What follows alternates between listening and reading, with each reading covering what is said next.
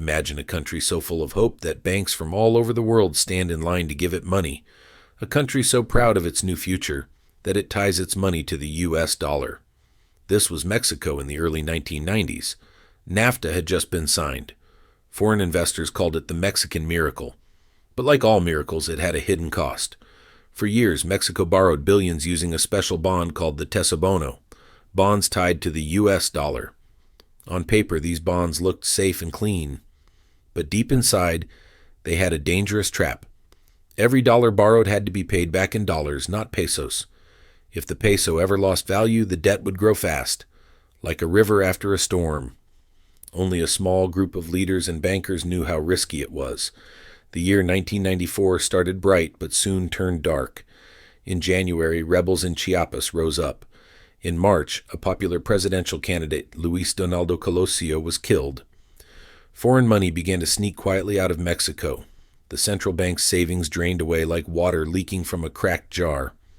Officials kept saying everything was fine. But behind closed doors, the mood was panic. Night meetings ran late. Secret calls went to Washington and Wall Street. Each day, the same question grew louder. How long can we keep the peso standing?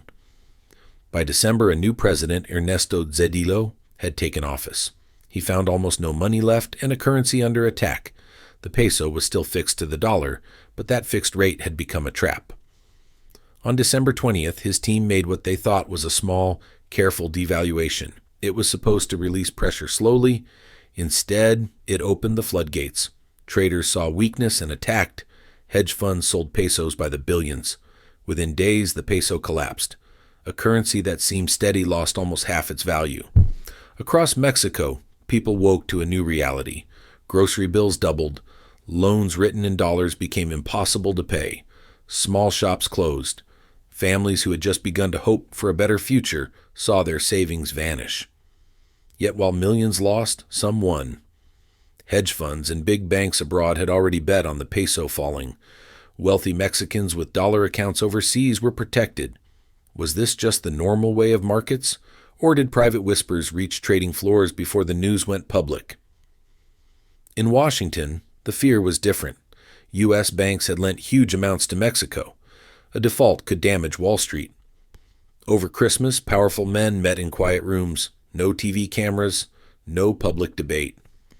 By January 1995, the plan was ready. The U.S. Treasury and the IMF would create a rescue package worth almost $50 billion. Mexico would be saved, but with conditions. Those conditions were not a gift.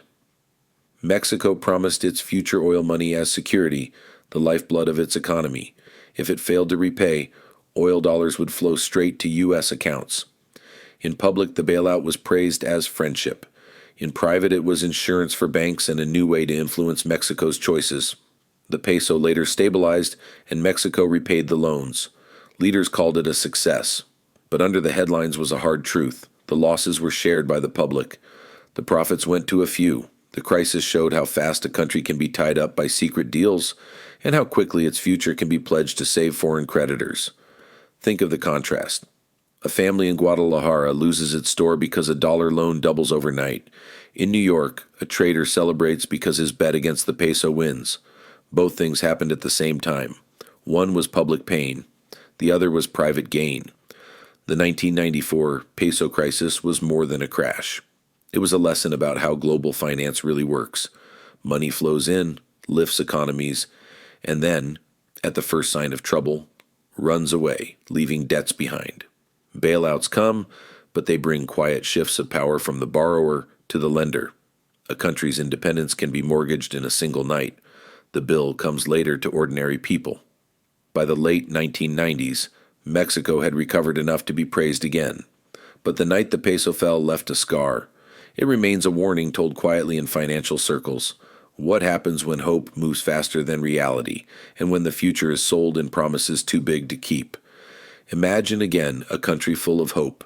Imagine again the glow of foreign money and applause from markets. And then remember how quickly it can all change. The night the peso fell was not just a crash. It was a sign of power, secrecy, and the hidden price of global finance.